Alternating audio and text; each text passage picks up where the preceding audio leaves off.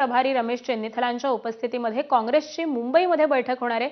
दरम्यान मनसे अध्यक्ष राज ठाकरे देखील शिवतीर्थावरती मनसे पदाधिकाऱ्यांसोबत बैठक घेणार आहेत। तर स्थानिक स्वराज्य संस्थांच्या निवडणुकीच्या पार्श्वभूमीवरती एकनाथ शिंदेंच्या सर्व जिल्हा प्रमुखांना मुंबईत न येण्याबाबत सज्जड दम देण्यात आला आहे। अमरावतीत आज भाजपचे मुख्यमंत्री देवेंद्र फडणवीसांच्या उपस्थितीत बैठक होणार असून या बैठकीमध्ये पश्चिम विदर्भाचा आढावा घेतला जाणार आहे। ही बैठक अमरावती शहरातील राम मेघे महाविद्यालयामध्ये होणार असून यावेळी अमरावतीचे पालकमंत्री चंद्रशेखर बावनकुळे, मंत्री आकाश फुंडकर, प्रदेशाध्यक्ष रवींद्र चव्हाण आणि अनेक पदाधिकारी उपस्थित राहणार आहेत। स्थानिक स्वराज्य संस्था आणि शिक्षक मतदारसंघाच्या निवडणुकीच्या अनुषंगाने भाजपने जोरदार तयारी सुरुवात केली आहे। युती नको ही भाजप कार्यकर्त्यांची इच्छा मुख्यमंत्री फडणवीस पूर्ण करतील का याकडे आता सगळ्यांचंच लक्ष लागलंय। स्थानिक स्वराज्य संस्थांच्या निवडणुकांसाठी काँग्रेसच्या मॅरेथॉन बैठका सुरू आहेत। महाराष्ट्र प्रभारी रमेश चेन्नीथला यांच्या उपस्थितीमध्ये आज बैठकांचं आयोजन करण्यात आलंय। एमसीएला सकाळी 10 वाजता मुंबई काँग्रेसची बैठक असणार आहे, तर दुपारी 3 वाजता टिळक भवनामध्ये महाराष्ट्र प्रदेश काँग्रेसची बैठक होईल। या दोनही बैठकांमध्ये महानगरपालिका निवडणूक स्वबळावरती की आघाडीमध्ये या लढण्यासंदर्भात चाचपणी केली जाणार। याबरोबरच मनसेच्या महाविकास आघाडी सहभागाबाबत देखील चर्चा होण्याची शक्यता आहे। या बैठकांना राज्यभरातील काँग्रेसचे सर्व नेते हे उपस्थित असणार आहेत।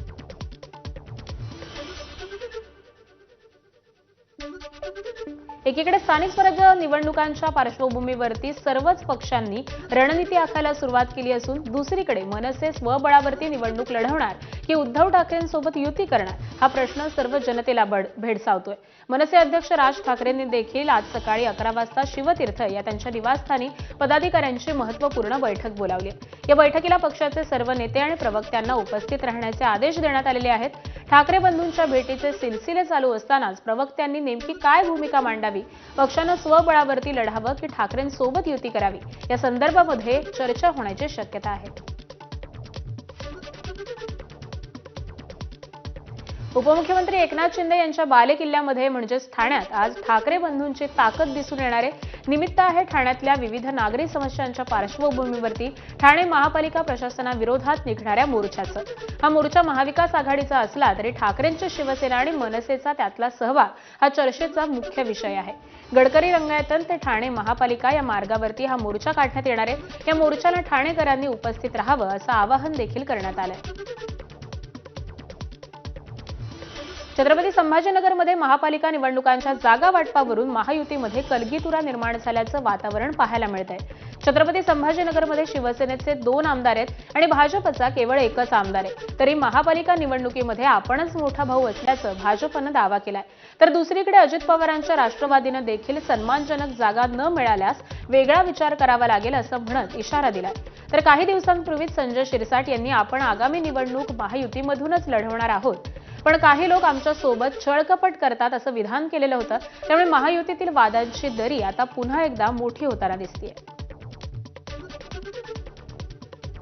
विविध मागण्यांसाठी एसटी कर्मचाऱ्यांनी आंदोलनाची हाक दिली आहे। आजपासून आझाद मैदानावरती एसटी कर्मचाऱ्यांच्या आंदोलनाला सुरुवात होणार आहे। कर्मचाऱ्यांची थकीत 4000 कोटींची देणी देण्यात यावीत यासाठी कामगार संघटना, कृती समितीसह अन्य संघटनांकडून आंदोलनाचा इशारा हा देण्यात आलेला आहे। आर्थिक मागण्यांवर कायमस्वरूपी तोडगा निघाल्याशिवाय आंदोलन मागे घेणार नसल्याचा इशारा महाराष्ट्र एसटी कामगार संघटना कृती समितीच्या पदाधिकाऱ्यांनी दिलेला आहे।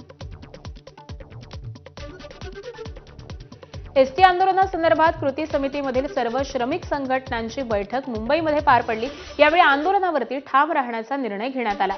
दरम्यान आज दुपारी उपमुख्यमंत्री एकनाथ शिंदे आणि परिवहन मंत्री प्रताप सरनाईकांच्या उपस्थितीत थकीत देणी रक्कम हप्ता सुरू केला नाही तर आंदोलन बेमुदत सुरू राहील असा ठराव कृती समितीच्या बैठकीमध्ये मंजूर करण्यात आला। काँग्रेस प्रदेशाध्यक्ष हर्षवर्धन सपकाळ यांनी मुख्यमंत्री देवेंद्र फडणवीसांवरती जहरी टीका केली आहे। मुख्यमंत्री फडणवीसांची मोडस ऑपरेंडी ही नथुराम गोडसेप्रमाणे आहे असा गंभीर आरोप सपकाळ यांनी केलाय। नथुराम गोडसेने शांत डोक्याने महात्मा गांधींना गोळ्या घातल्या आणि त्याचप्रमाणे मुख्यमंत्री फडणवीस जातींमध्ये वाद लावण्याचं काम करत असल्याचं सपकाळ यांनी म्हटलंय। यासोबतच सपकाळ यांनी मोदींवर देखील निशाणा साधलाय। सपकाळ यांच्या या टीकेनं राजकीय वाद पेटण्याची शक्यता आहे। आता देवेंद्र फडणवीस जी आहेत ती तशीच पोट अत्यंत शांत डोकाने नथुराम गोडसेनी महात्मा गांधींचा खून केला होता, अगदी तितकं शांत राहून ते जाती धर्मात महाराष्ट्रभर भांडणं लावत आहे, शेतकऱ्यांच्या प्रश्नाला बगल देत आहेत. महात्मा गांधींचाही खून करण्याकरता जेव्हा नथुराम गोडसे गेला तेव्हा तो पहिले गांधींच्या पाया पडला आणि गांधींच्या पाया पडून मग महात्मा गांधींचा खून केला.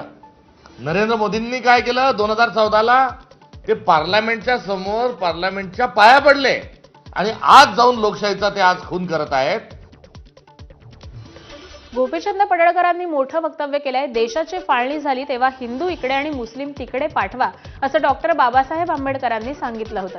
त्याप्रमाणे त्यावेळी केलं असतं तर आता मोर्चा काढण्याची वेळ आली नसती अशी टीका त्यांनी केली. यावेळी बोलताना त्यांनी विरोधकांवर देखील हल्लाबोल केलाय.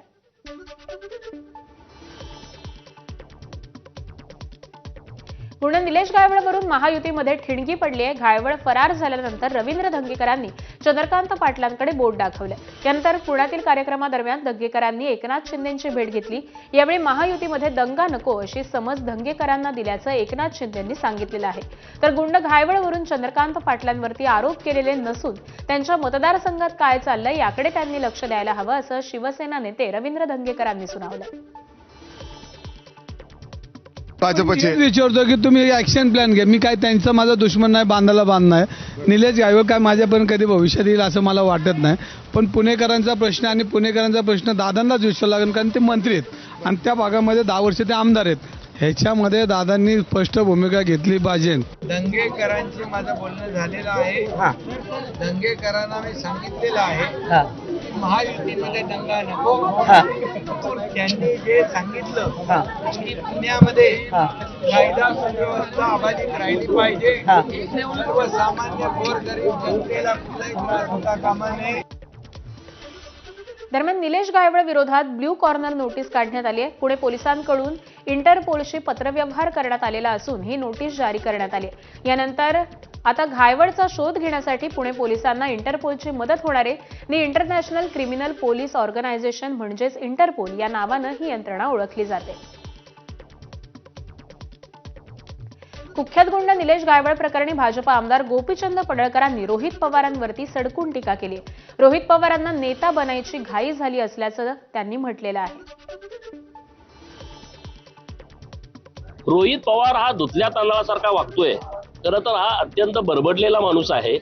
याच्या आजूबाजूला शेकडो, अत्यंत जबाबदारीने मी बोलतोय, शेकडो गुन्हेगार आहेत. 2019ला हाच रोहित पवार निलेश गायवळच्या मदतीनं आमदार झालाय, हे तुम्हाला सगळ्यांना माहित आहे. मग तेव्हा निलेश गायवळ गुंड नव्हता का? निलेश गायवळला गुंड काय भाजपनं केलंय? मुस्लिम समाजाबद्दल वादग्रस्त वक्तव्य करणारे आमदार संग्राम जगतापांना पक्षानं नोटीस बजावल्यानंतर त्यांनी आपल्या वक्तव्याचं स्पष्टीकरण दिलंय. आपल्याच लोकांकडून खरेदी करण्याचं आवाहन मुस्लिम समाजानेच आधी केलं. ईदीवेळी तशी पत्रकं वाटण्यात आलेली होती असा दावा त्यांनी केलाय. अहिल्यानगरामध्ये नवरात्र उत्सवादरम्यान जाणीवपूर्वक फलक लावले. काही दिवसांपूर्वी रस्त्यावरती गोमांस टाकलं. या लोकांना इथं शरिया कायदा हवाय का असा सवाल देखील त्यांनी उपस्थित केलाय. त्यांच्यातल्या काही जबाबदार लोकांचं त्यात सांगितलं ना, जिम्मेदार लोकांना पोहोचाय. तर आम्ही त्या जिम्मेदार लोकांना भेटलो त्यावेळेला, त्यांना सांगितलं की तुम्ही थांबवा, असं करू नका. याच्यातनं जातीवाद पसरण्याचं काम होतं. पण ते थांबले का? मग आपण 1 वेळा सांगू, 2 वेळा सांगू, 3 वेळा सांगू, आता किती वेळा सांगणार? मग आपणही सांगितलं. काय सांगितलं? की आपल्या लोकांनी आपल्या लोकांकडून खरेदी करा. मतभेद विसरून मनोमिलन झालेले ठाकरे बंधू पुन्हा एकदा एकत्र आले. राज ठाकरे आणि उद्धव ठाकरे काल मातोश्री निवासस्थानी पुन्हा सहकुटुंब एकत्र आले होते. स्नेहभोजनाच्या निमित्तानं राज ठाकरे हे आईसह पत्नी शर्मिला, मुलगा अमित, सून मिताली, मुलगी उर्वशी आणि नातवासह रविवारी दुपारी उद्धव ठाकरेंच्या मातोश्री निवासस्थानी आले होते. मातोश्रीवरची ही भेट केवळ कौटुंबिक असल्याचं राज ठाकरेंनी सांगितलं. इतकंच नव्हे तर महापालिका निवडणुकांशी याचा कोणताही संबंध नसल्याचं देखील त्यांनी खास शैलीमध्ये उत्तर दिलंय.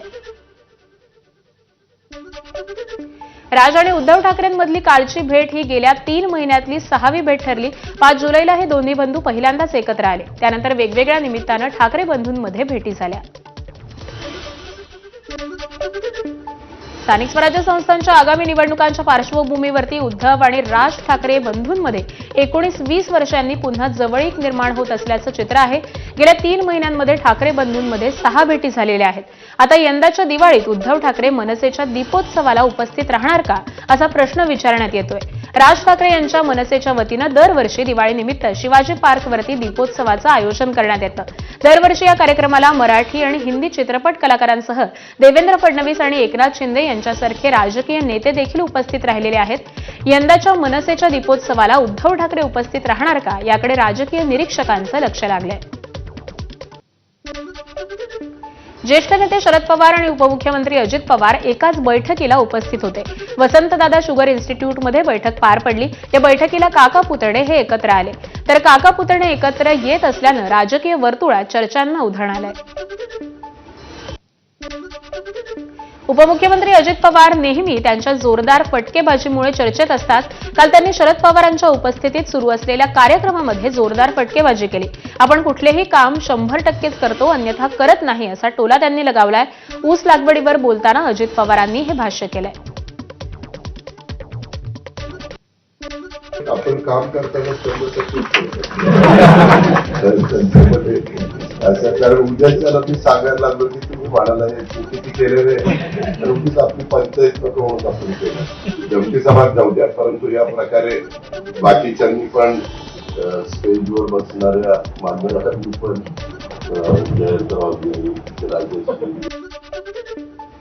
गोविंदबाग निवासस्थानी पवार कुटुंबीय यंदा दिवाळी साजरी करणार नाहीत. दरवर्षी संपूर्ण पवार कुटुंबीय एकत्र येत दिवाळी साजरी करतात. मात्र प्रतापराव पवारांच्या पत्नी भारती पवार यांचं निधन झाल्यानं यंदा पवार कुटुंबीय दिवाळी साजरी करणार नसल्याची माहिती आहे. भाजपनं विधानसभेमध्ये आपल्याला पाडण्यासाठी 5 कोटी रुपये देऊन डमी उमेदवार उभा केलेला होता, असा खळबळजनक आरोप आमदार धर्मराव बाबा आत्राम यांनी केलाय. त्यामुळे स्थानिक स्वराज्य संस्थेच्या निवडणुकीमध्ये एकही जागा आम्ही दुसऱ्या पक्षाला देणार नाही, असं वक्तव्य आत्राम यांनी केलंय. गडचिरोलीच्या चारमोशीमध्ये जनकल्याण सभा पार पडली. यावेळी धर्मराव बाबा आत्राम हे बोलत होते.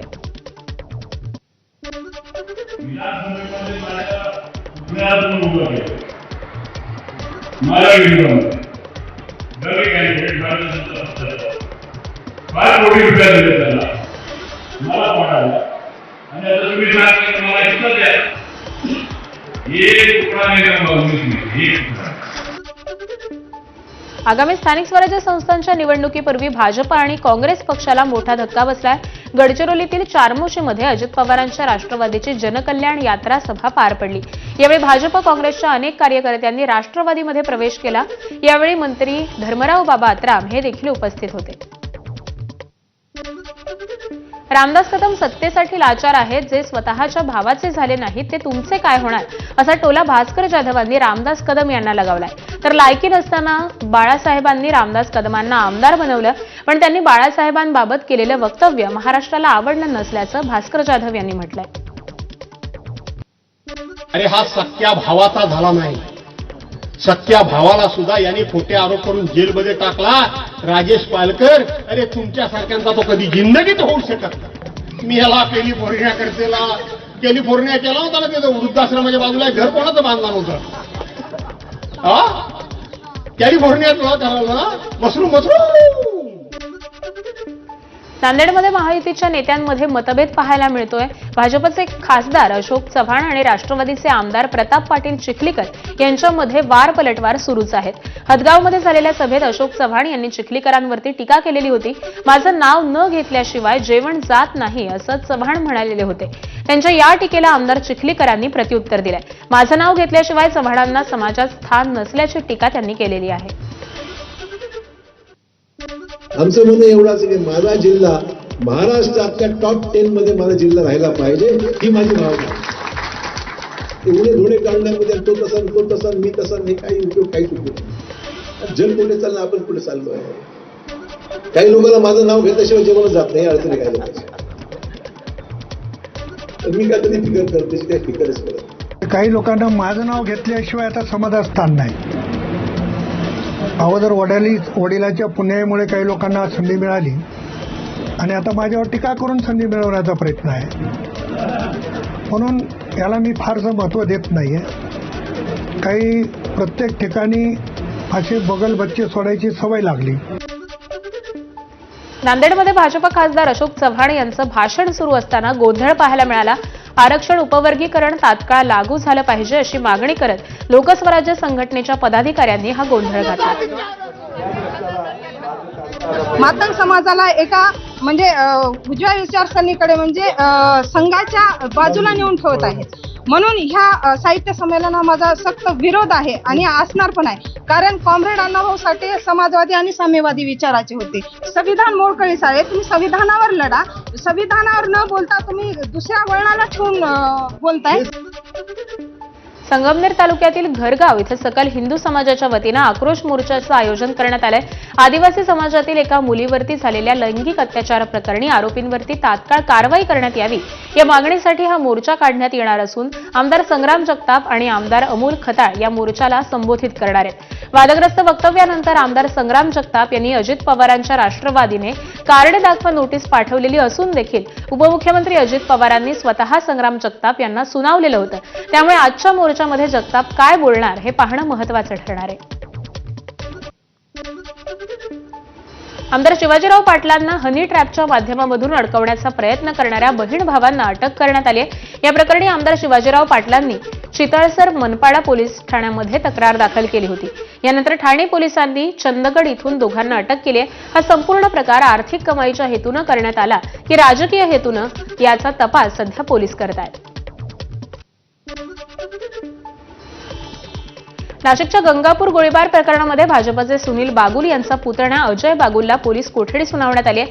अजय बागुल, सचिन कुमावत आणि पप्पू जाधव या तिघांना 17 ऑक्टोबरपर्यंत पोलीस कोठडी सुनावण्यात आली आहे. गंगापूर रोड गोळीबार प्रकरणी आतापर्यंत 10 आरोपींना अटक करण्यात आली आहे. तुकाराम चोथवे आणि अजय बोरिसा हे मुख्य आरोपी अद्यापही फरार आहेत.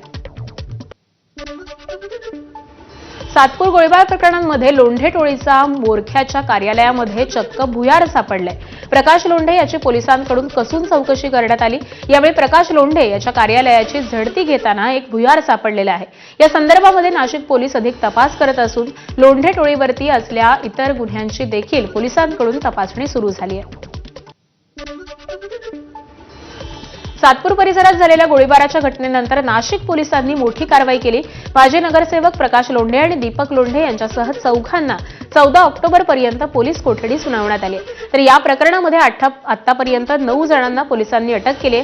मुख्य आरोपी भूषण लोंढेसह इतर मात्र फरार आहेत. पोलिसांकडून त्यांचा शोध हा सुरू आहे. जळगाव जिल्ह्यात रेती माफियांची मुजोरी कायम असल्याचं पाहायला मिळतंय. अवैध रेती वाहतुकीला विरोध करणाऱ्या तलाठ्याला ट्रॅक्टरवरून फेकून देत जीवे मारण्याचा प्रयत्न करण्यात आलाय. अवैध रेती उपसा रोखण्यासाठी चोपडा तालुक्यातील बुधगाव इथल्या नदीपात्रामध्ये महसूल विभागाचं पथक गेलेलं होतं.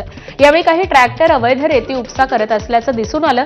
यातील एक ट्रॅक्टर जप्त करून तहसीलदार कार्यालयामध्ये नेण्यात येत असताना ट्रॅक्टरवरती बसलेल्या तलाठ्यांना ट्रॅक्टरवरून खाली फेकलं. यामध्ये तलाठी जडे यांना गंभीर दुखापत झाली. या प्रकरणी चोपडा ग्रामीण पोलिसांमध्ये गुन्हा दाखल करण्यात आलेला आहे. तसंच पोलिसांकडून आरोपींचा शोध सुरू आहे. नवी मुंबईच्या तुर्भे सेक्टर परिसरामध्ये प्राणघातक हल्ल्यात एकाचा उपचारादरम्यान मृत्यू झालाय. या प्रकरणी 8 जणांविरोधात गुन्हा दाखल करण्यात आलाय. जुने वाद मिटवण्यासाठी मृत्यू झालेल्या किशोर वरक आणि इतर आरोपींची बैठक होणार होती. मात्र आरोपीनं अचानक हल्ला केल्यानं किशोर वरक या तरुणाचा मृत्यू झालाय.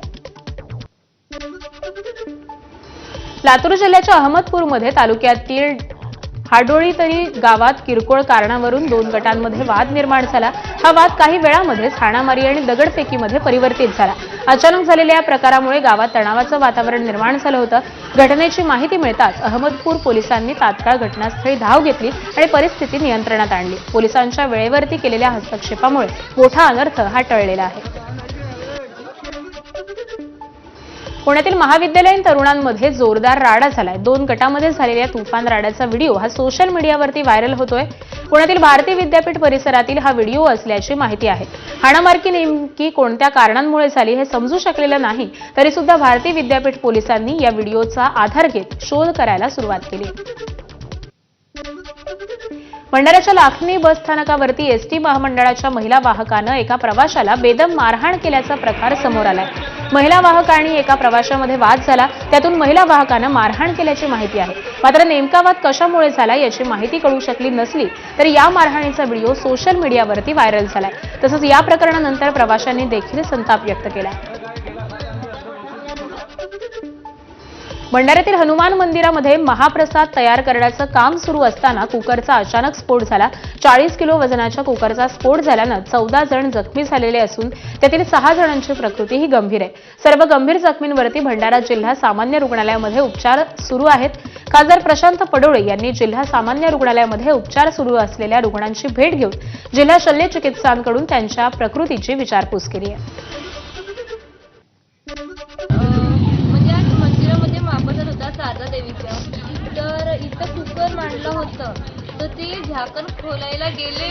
म्हणजे आम्ही 10-15 सगळेजण होतो, म्हणजे जेंट्स लेडीज सगळेजण होतो. तर त्यांना तो झाकण खोलायचा प्रयत्न केला, तो झाकण म्हणजे खुलत नव्हता. तर त्याला दुसरं ठोकण्यामध्ये हे केलं, ठोकता तो खुलून गेला. तर ते डाळ आहे ती अंगावर येऊन कुकर जो स्फोट झाला त्याच्यामध्ये आपल्याकडे 6 रुग्ण भरती झाले. त्याच्यातले 2 महिला आहेत, त्यांना खूपच स्टीलपोट आहे, ते स्टेबल आहेत पूर्णपणे, आणि 4 पुरुष आहेत, त्यांना चेहऱ्याला वगैरे थोडं जळाल्याचे घाव आहेत, पण ते पण स्टेबल आहेत. मिनिमल सुपरफिशियल बर्न्स आहेत. हे सगळे धोक्याबाहेर आहेत आणि सध्या स्टेबल आहेत. नाशिकच्या सटाणा तालुक्यातील साल्हेर किल्ल्यावरती गुजरातहून आलेल्या पर्यटकांचा हृदयविकाराच्या झटक्यानं मृत्यू झालाय. चंपकभाई पटेल असं मृत झालेल्या व्यक्तीचं नाव आहे. गुजरातमधून जवळपास 14 पर्यटकांचा गट किल्ल्याला भेट देण्यासाठी आलेला होता. मात्र या आनंददायी प्रवासामध्ये चंपकभाई पटेल यांना अचानक छातीमध्ये तीव्र वेदना जाणवू लागल्या आणि ते खाली कोसळले. सहकार्यांनी तात्काळ त्यांना स्थानिक रुग्णालयामध्ये नेलेलं होतं. मात्र डॉक्टरांनी तपासणी करून त्यांना मृत घोषित केलं.